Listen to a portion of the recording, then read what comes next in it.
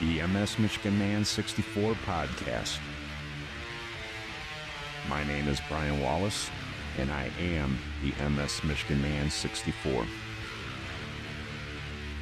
The MS Michigan Man 64 podcast is about chronic disease awareness. I have had multiple sclerosis for the last 27 years. It's an invisible chronic disease that I've been battling for half of my life. I want to share with you what it is like living with the chronic disease from my experiences and the experiences of other chronic disease warriors. We can fight to have a voice to those that want to listen. Together, we can motivate and educate. Hi, welcome to the MS Michigan Man 64 podcast, where I am trying to spread awareness about what it is like living with chronic disease. I've been living with multiple sclerosis for the last 27 years. I talk about my journey as well as the journey of other chronic disease warriors all over the world, just to try to help people understand what it is like living with this disease as the patient or even a family member. Please remember to hit the subscribe button on whatever platform you are listening to it on and share it out. We want our journeys to be understood, and the best way that I have come up with is to listen to us. Today, I am talking to an MSer from the state of Texas. I met Dan a couple months ago on TikTok, and we hit it off. We were in a live together, and he was talking about his journey, and his story is just amazing. And I wanted him to come on and share it because it is a badass story, and I think it needs to be heard. Please welcome to the podcast, Dan. How you doing today, Dan? Good. I appreciate it. I appreciate you and what you're doing right now and spreading the awareness with this cat podcast. I actually was looking for a group when I came across y'all on TikTok, and I just happened to fall into the group setting that I think you and a couple other people were just chatting on a live, and it was awesome how y'all just welcomed me and listened to me and embraced me almost right away. So I appreciate it. Thank you. Yeah, not a problem, Dan. You know, I've been on TikTok now for about a year and a half to 2 years, and I just think it's an amazing platform, and I know that there's a lot of people that are in the same boat as you. You know, they're newer in their diagnosis, and you wanted to come on and talk about that. Yeah, I know you got your diagnosis in 2022, Dan. Can you kind of tell us what was going on in your life, and then what kind of symptoms you were having that threw the red flag up, and you went to see the doctor and tried to get it figured out? So to tell you the truth, in my life, I was very not. MS was the last thing on my mind. I honestly didn't even know what it was before I was diagnosed. I was living the life. I was married. We were just doing what married people do, right? Just living life. And I guess there was a moment that I was at work, and all of a sudden it sprang on me where I have a kind of a big yard at my work, and I was walking to the back, and out of nowhere, and it was hot that day, which was something else I found out, which kind of exacerbates the situation, which probably jump started the limping. But Right? I I kind of just started limping, and I put it in the back of my head, and I just continued to limp. Right, I just kind of figured it was just another thing that whatever, growing pains, whatever, or Right. whatever you want to call it. Yeah. You were being a guy. You were just blowing it Uh, off. Yeah. Yeah. right, and I didn't even think anything about it at the time. But 2 weeks went by, and it didn't go away. And I'm returning to my wife, thinking, man, I told her I don't remember doing anything or walking over something or hitting my leg or my thigh or anything like that to cause this pain in my thigh and to cause me limping. Yeah. I cannot, You just give couldn't. a Yeah, you couldn't figure it out. pinpoint. Yeah. Yeah, I couldn't pinpoint it, man. And she eventually said, "Okay, then you need to go to the doctor." I said, "Okay, here we go." Once your wife tells you, go to the doctor, you know, You go to the doctor. Right, right. Uh, I tried to push it off, but she vetoed that, and I ended up going. So I went, and he said, it could be two things. It could be the I guess the pinched nerve, which I was pretty much gonna. As soon as he said that, I put it off to Being a pinched my nerve. now it being a pinched nerve. Now let me take you back, and let me take you back because that was not my first situation. My first situation had actually happened years prior. That I probably, oh man, 10 years prior. Now I dealt with 8 years. I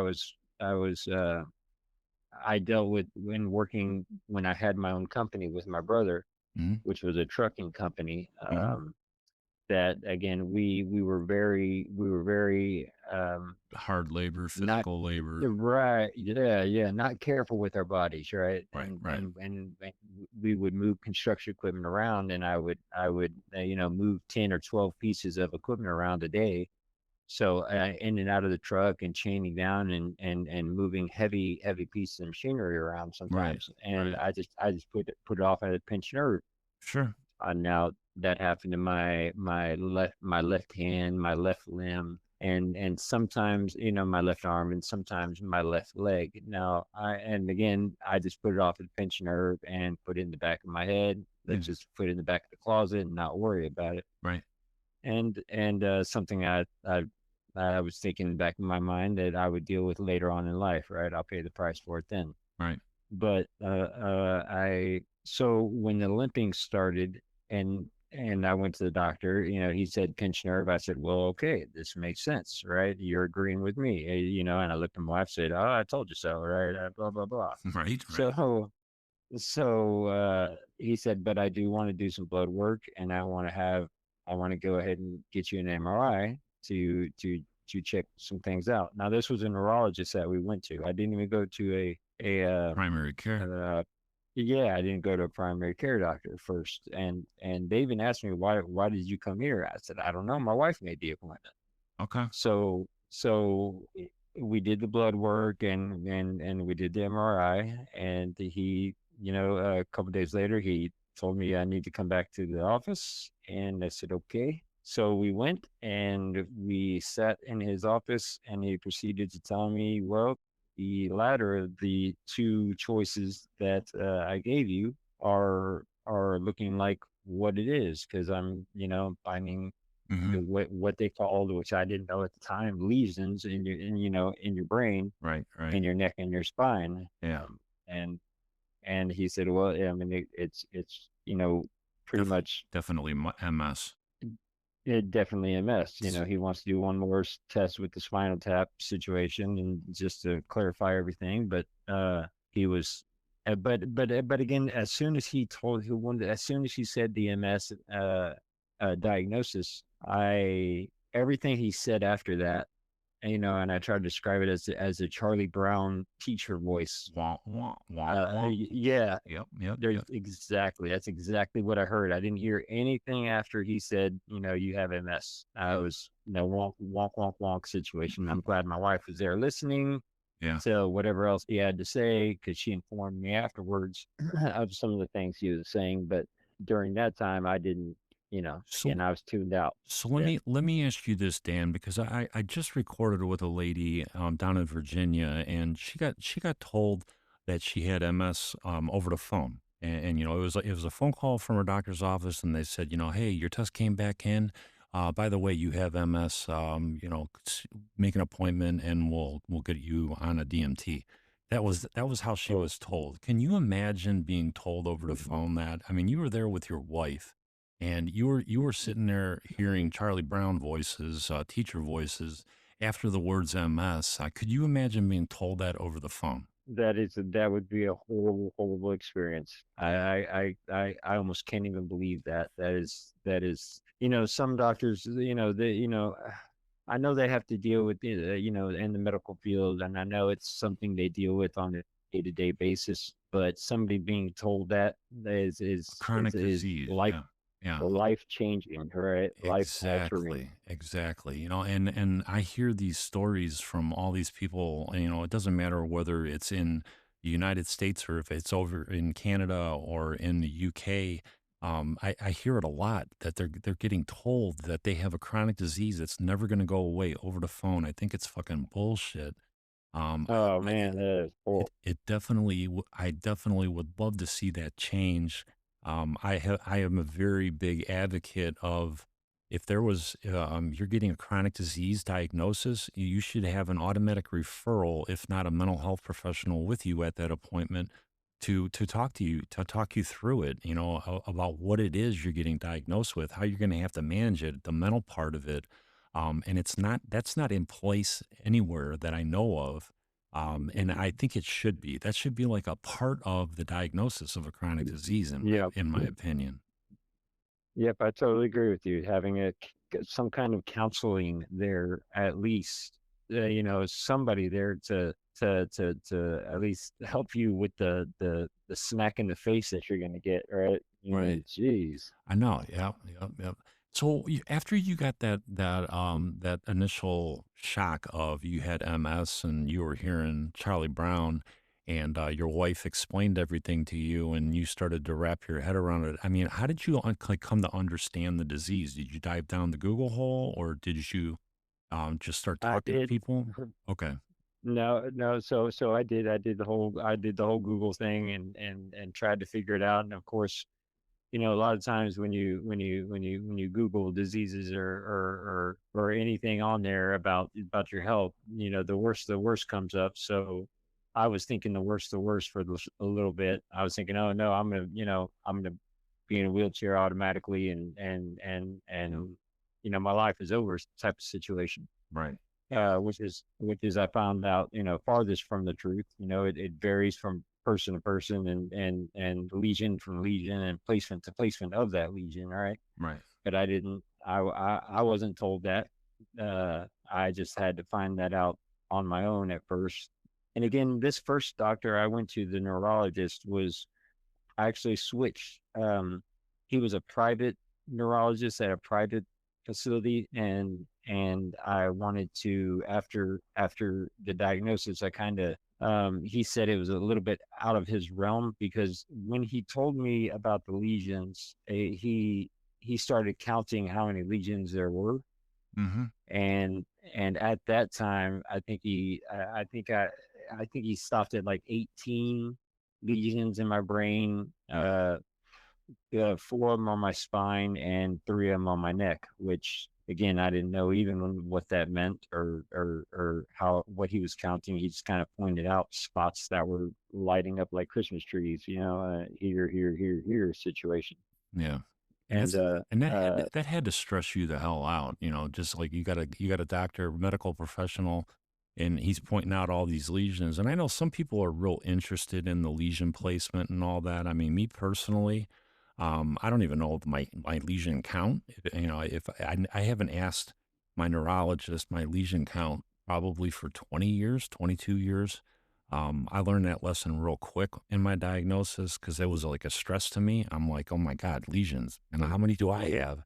And when I asked my neuro that, he just kind of looked at me and he's like, what does it matter, Brian? He goes, you're up and walking, you're doing everything that you want to do, the best of your ability. He goes, don't worry about how many you have. Just keep doing what you're doing. That was the last time I asked about how many lesions I have. That's funny because you say that, and I know me and you had a conversation not too long ago about that same very thing, and I kind of snapped to that realization after your and mine discussion about it. Let's say I'm thinking, what's the point of even knowing if I'm still doing what I'm doing, and I snapped to that by being in this group that we're in, and the whole TikTok community that we're in, because again, when I was diagnosed, I went down the Google rabbit hole, like you say, and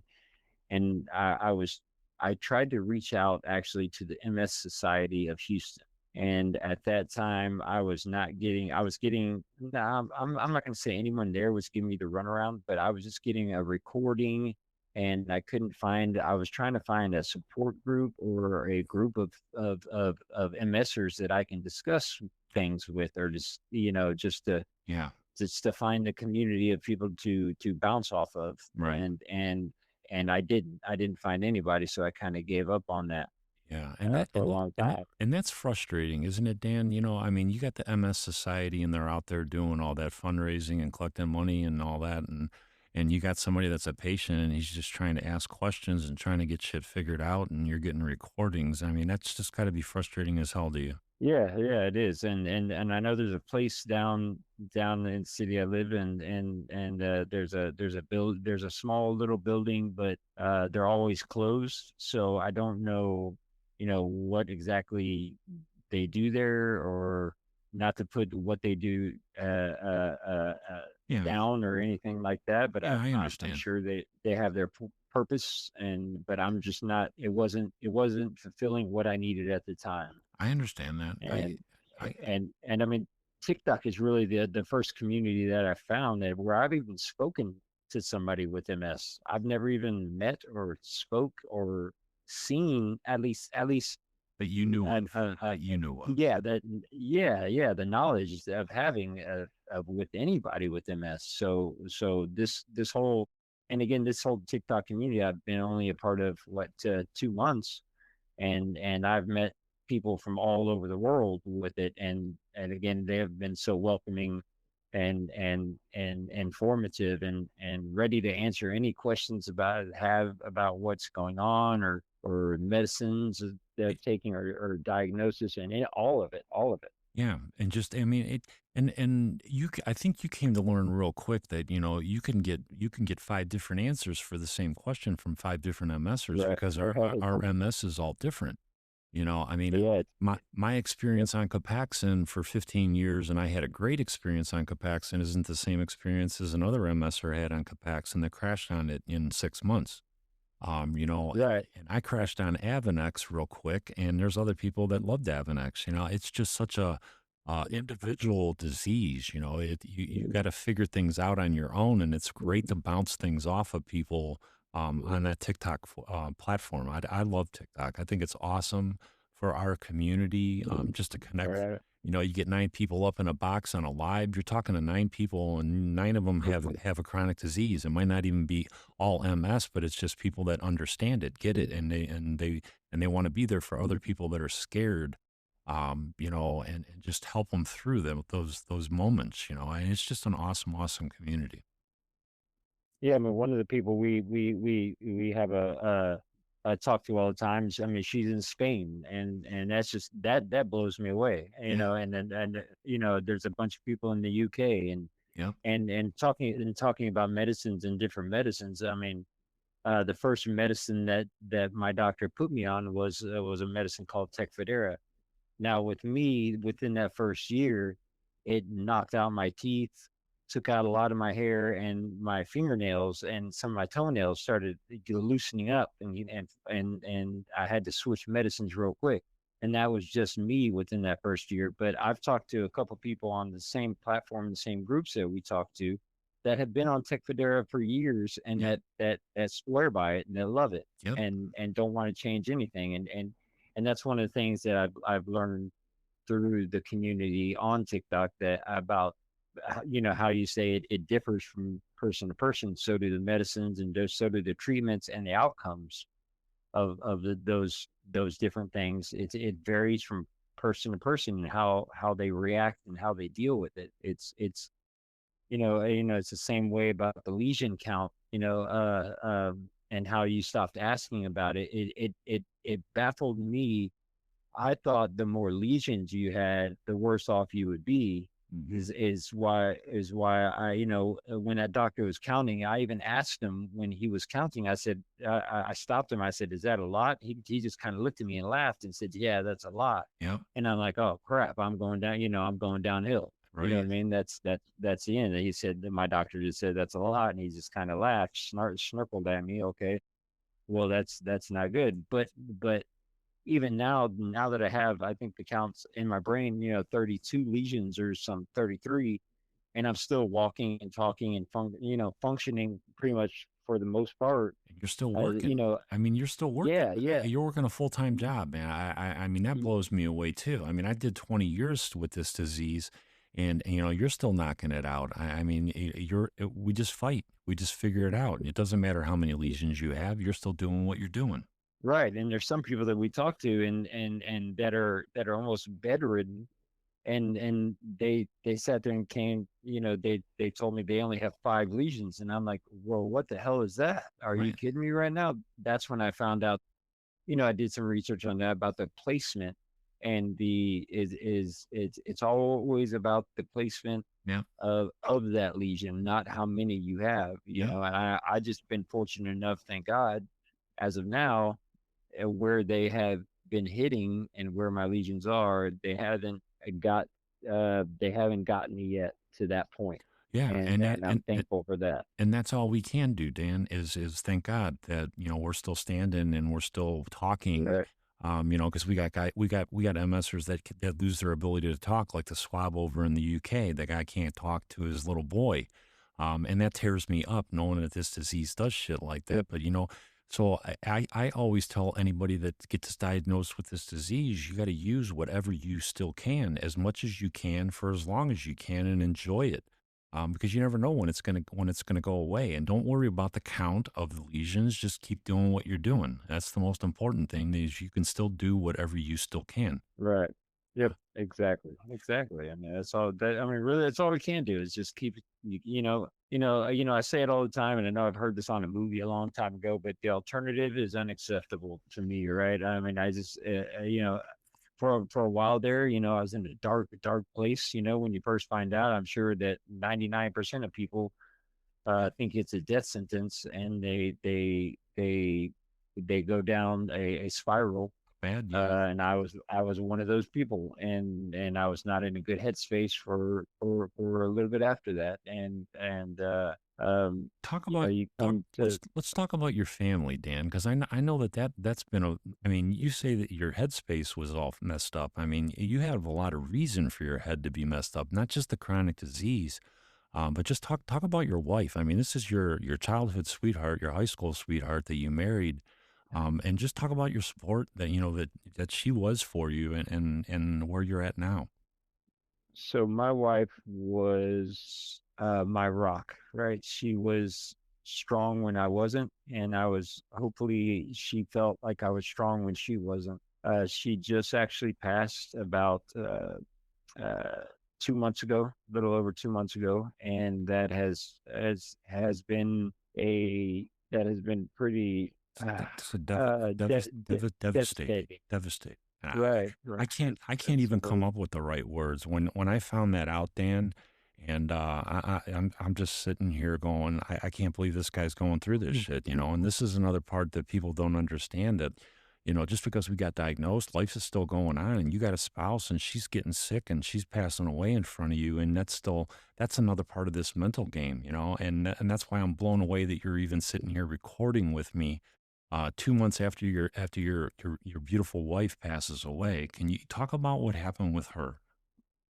Okay, so I mean that's kind of I guess I'm not gonna say funny part. I'm gonna say the ironic part of it, right? Because she actually got really sick about 6 years ago, 7 years ago.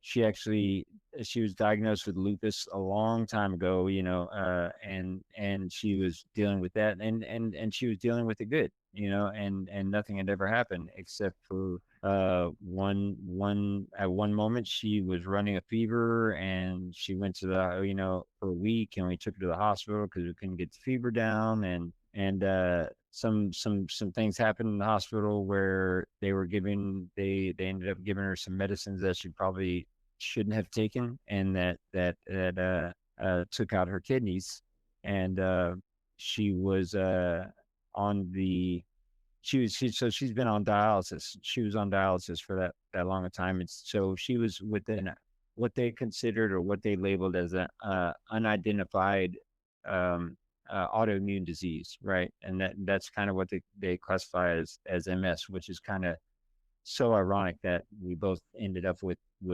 autoimmune diseases, right? But Yeah. she was on dialysis for like 6 years, and she was steadily getting sicker and sicker, and she has been within the past few years she's been intubated a couple times, and one of the times she even, I mean, this girl was like superwoman to me. There's no way I could have done what she did, and I used to tell her that all the time. She actually had to learn how to walk again and feed herself and bathe herself and clean herself. Mm. Right. I mean, this woman bounced back with a quickness in that one moment, and she lost her battle. She actually had a heart attack because, well, I'm not gonna say because. I mean, they said because her I forgot, her phosphorus levels were too high, or I think that's what they said, the reasons why, and uh so she had a heart attack, and she was in a she was actually this time, she was in a coma, but she wasn't intubated, right? It wasn't hospital induced. It was just her what happened, and Yeah. she was they said that she was without oxygen for a while. The people that tried to help her, and I don't blame them at all. They tried CPR, and they were doing it, and they tried to the best of their abilities, and they got her to the hospital.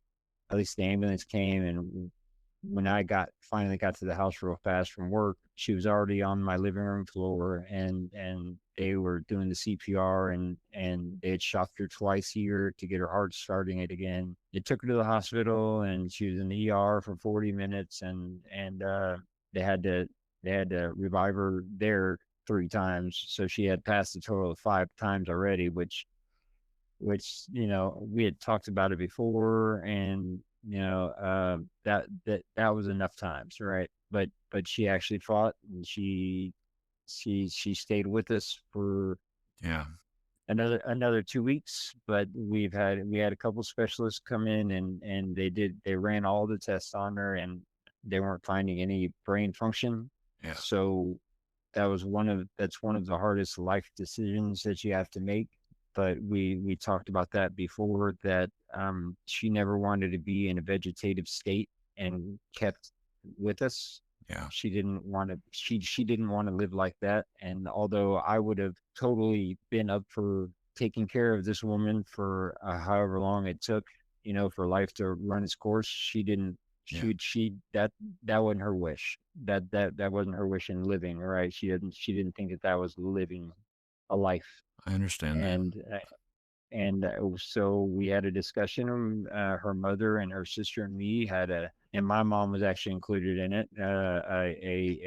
A good heart to heart that night, and decided that the next day we were going to let her be taken off of life support, and they did.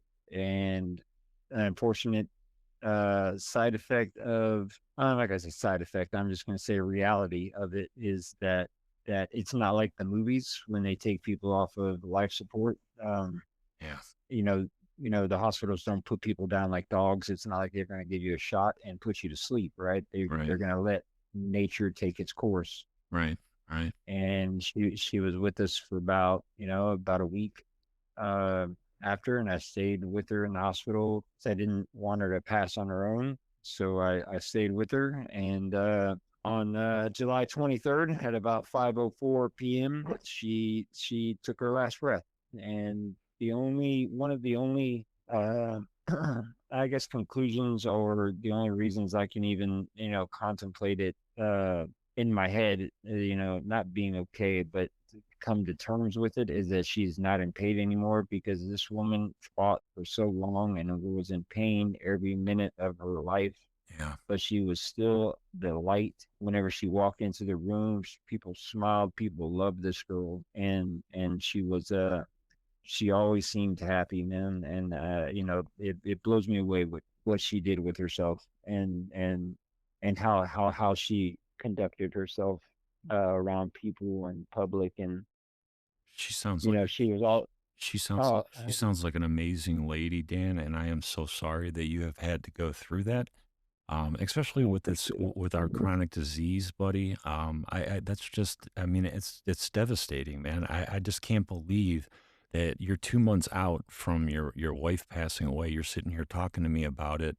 Yeah, I'm just blown away, dude. Yeah, I mean, I know that you don't say that you don't like being called motivational or inspirational and all that, but I'm telling you, brother, you are. I mean, just to know what kind of a fighter you are, to know what you've been through, where you're at, and I mean, you're a warrior, man. You're a badass warrior. You're an MSer, and you just figure it out. And I'm really sorry that you had to go through that, brother.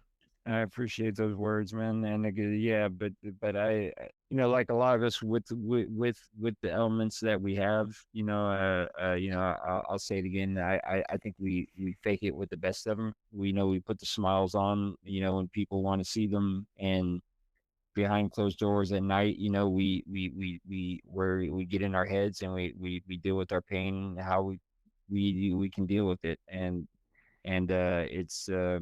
it's something that I don't know if I've come to terms with in my brain yet. It did send me into a minor relapse uh, right afterwards, and of course the stress. I don't even know if I'm going to say that exacerbates Mm. certain situations, Oh, and I did have to start walking with my cane a little bit, and that does happen from time to time. I'm this one is lasting a little bit longer than I was anticipating. At least I've experienced in the past, but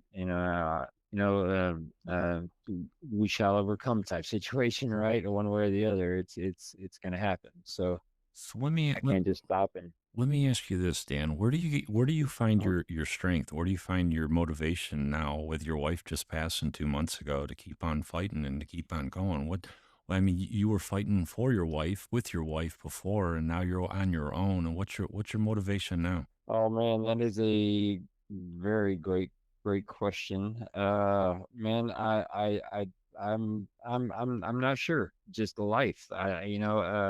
I know that there were lots of things that we didn't go do, me and her, and that our health and her health, and I'm not even gonna blame her, but that's not even what I'm saying. I'm just saying that we had to, with her having to go to dialysis, and her being sick a lot, and with whenever she's feeling good, it seemed like I was feeling bad. So just timing and going out and seeing things within, even the Grand Canyon. I never went out to see the Grand Canyon. We wanted to go do that. We wanted to go to Vegas. We never went to Vegas. We wanted to go see Niagara Falls. We had planned on doing that. We just, life got in the way, right? Yeah, And timing sucks. And we had to deal with what we had to deal with at the time. So one of the things I'm going to strive for, and I'm having in my head, and so I got two urns with her in it, and one of them is a small urn that I'm going to take her with me, and we're going to go see these things, and I want her to be there with me when I experience these, and I want her to experience them with me, because she's always with me, and the urn doesn't matter, it's with me, but I do want to take her physically with me, yeah, to physically be there so she can see those magical moments. yeah. So that's something I really look forward to. I guess That's that's that's beautiful, dude, man. I mean, that's your motivation now, and you got to figure. Everybody, we all have to figure it out. What motivates us? If you use your kids, or if you have a wife or a spouse, and even if she passes away, you're still using your wife as your motivation, man. I love that, brother. I mean, that is just an absolute beautiful thing that I just heard. I appreciate it. Now I do have a son, but he is 24 and lives in Illinois, on the other side of the country. It seems like, and I talk to all the time, and he's been very good about things, and very understanding, and That's awesome. You I guys had still him. got each other. Yeah, I mean, you still got each other. You guys both loved her very much, and you're always going to have her with you in your hearts, and that's just an awesome thing, no, man. yeah. No, she will always be here, no matter what. And I don't want a day to go by. And I know it's new, but I'm still, I'll say it till the day I die. I don't want one day to go by without her name being said. I want her memory to continue on, and just because she's not physically here what she has done and the people that she has touched and have have cared for. Hmm. She's Is made her still, mark. She's made her mark uh, all over the that place. that is a definite. That is a for sure. Man, that's just beautiful, dude. Man, I just love it. I love everything that you're about. I love talking to you. I can sit here and talk to you all night long. Well, I just you blow me away, dude. You're a strong dude, and I know that that you say that you're not. You're just doing your thing, but I'm telling you, you are. I see you. I see what the hell you've been through. I know what you've been through with the MS, but I see what you went through with your wife, and you blow me away with you, just having the strength that you have. You're a strong guy. You're a strong guy. well, I appreciate it, and hearing your story and hearing the other stories from the other investors on here that you have talked to have blown me away. So vice versa, and I would say ditto on that. I appreciate you, brother. Hey, is there anything else that you want to tell anybody that might be in a similar situation from you? And I always say that if we can help one person, it's a success. Somebody that's going through this disease, they might be 5 years in or 10 years in, and they just lost their spouse. Man, what would you say to somebody that's in your shoes that's in a similar situation as you, Dan? I would say number one, man, it's going to be a shock to the system. Try to educate yourself as much as possible about the situation that you're in, at least with the MS. Now, with the if you lose a loved one, whether it's a wife or a brother or a mother or a father or anybody, right, a friend, an acquaintance, I don't care. It still hits people. It can hit people with MS, especially hard, and it hits everybody hard. But just know that they are always going to be there with you, and you can carry them around with you. It doesn't have to be physically like I'm doing with my wife, right? They're going to be surrounding you and watching you, and hopefully you feel that. And it's just it's not a death sentence, right? It's not an automatic death sentence. It's a definitely a change of pace, a change of life, but it's not a death sentence. So it's definitely something that you can try to mitigate as much as you can. All right, that's all you can do in life, I guess. Right? I I love it, don't. Dan. I love it, man. I mean, those are words to live by, man. Somebody that's as young as you are in this disease that just went through the loss of a spouse. I thought that was just an awesome thing to say, man. I really want to thank you for coming on and joining me and just sharing your journey, man. I really appreciate you, Dan. If you ever want to come back on and talk about anything else that you think is important for people to hear, you have an open invitation anytime, and I just really appreciate you coming on today, Dan. Well, I appreciate what you're doing and what you do and trying to spread the word and letting people voice their experiences because they're all different. They're not cookie cutter. This thing isn't cookie cutter, and it's never gonna be. But as long as we can just keep on voicing opinions and experiences and sharing them, then hopefully we can get better at it. Yeah, Right? That's learn the point learn of life. learn how to deal with this disease, bounce ideas off each other, and try to teach, educate people. I say Le- knowledge is power. Ignorance is a choice. You have a choice. I hope people choose to learn about chronic disease and what it's like, and even if you don't have it, learn what it is. So that you aren't ignorant. So you just understand what the disease is and what it can do to people. Agreed. I totally agree with that statement. All right. And I want to thank you. If anybody wants to follow me on TikTok, you can find me at MS Michigan Man 64. You can also find me on Instagram, MS Michigan Man 64. And I am on Facebook, Brian Wallace out of Brunswick, Ohio. Don't forget to hit the subscribe button and share it out. MS Michigan Man 64. I am out.